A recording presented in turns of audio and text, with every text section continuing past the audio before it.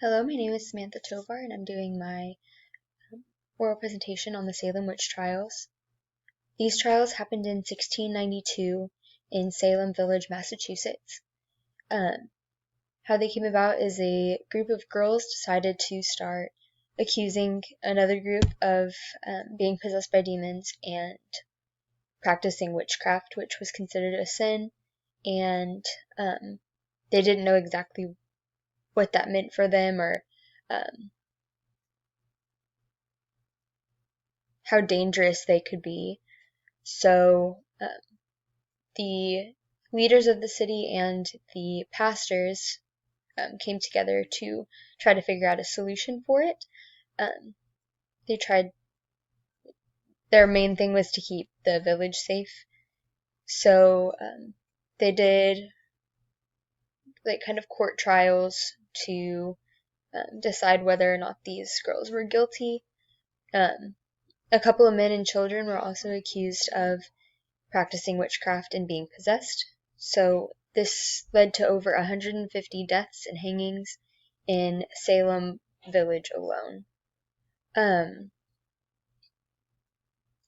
These trials did bleed into other villages around Salem, causing a ton of deaths just across the board because of witchcraft accusations.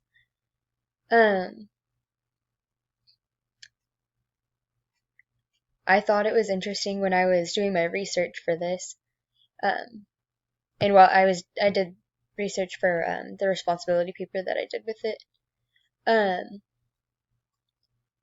Some of the ways that they would try to test to see if somebody actually was a witch were things like burning them or trying to drown them, and if they ended up dying, then they were not a witch, which I thought that that was a little bit extreme, just because you wouldn't be able to know if you had made a mistake until after you had already discovered that they weren't a witch. But all of this was kind of done out of fear and trying to protect their village from harm. So I can kind of see where they were going with the whole trials thing, but I do think that it was a bit extreme for the families and loved ones of those who died because they were accused. They ended up finding at the end of it all that there were a lot of false accusations. They found all of the ones that were for sure false, and they had to try to compensate the family, which I don't really think that there's a legit way that you can compensate for a loved one's death.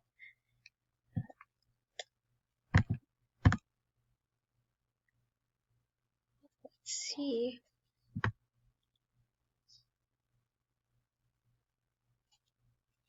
Oh yeah, I did want to talk about that I do kind of see, not this extreme, but I do kind of see still today